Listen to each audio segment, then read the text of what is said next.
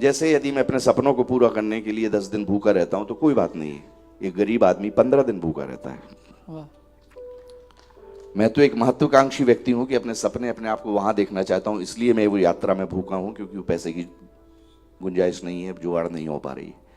लेकिन वो तो मेहनत करना चाहता है, वो मजदूरी, वो पत्थर भी तोड़ना चाहता है, लेकिन पत्थर तोड़ने का काम नहीं मिल रहा है।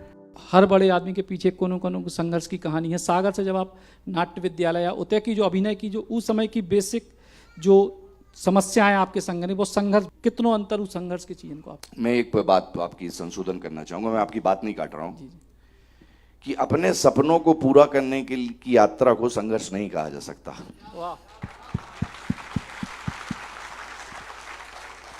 वो यात्रा है और उसके कुछ मानक सिद्धांत हैं जिससे आपको गुजरना पड़ेगा। जैसे यदि मैं अपने सपनों को पूरा करने के लिए 10 दिन भूखा रहता हूं तो कोई बात नहीं है। एक गरीब आदमी 15 दिन भूखा रहता है। वाह।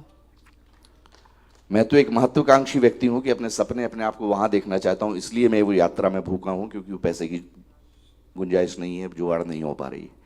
लेकिन वो तो मेहनत करना चाहता है, वो मजदूरी, वो पत्थर भी तोड़ना चाहता है, लेकिन पत्थर तोड़ने का काम नहीं मिल रहा है।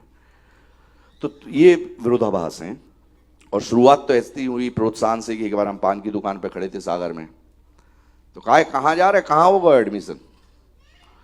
तो हमने तो हम चुप रह गए। तो उन्होंने बोला मानो मिलिट्री में जाके मिले ना कछू। तो हमें लगा हम मिलिट्री में कहाँ जा रहे? अच्छा, तो मैं एनडीए नहीं जा रहे, तो हम एनएसडी जा रहे थे। वो बोल रहे थे आप एनडीए जा रहे हो। तो ये वहां से उनका एक दृष्टि था। फिर कहने लगे कितने सालों कोर्स है? हमने बोला भाई साहब 3 साल को। हो गए बर्बाद, हो गए बर्बाद, अब कछूने बन पे हो।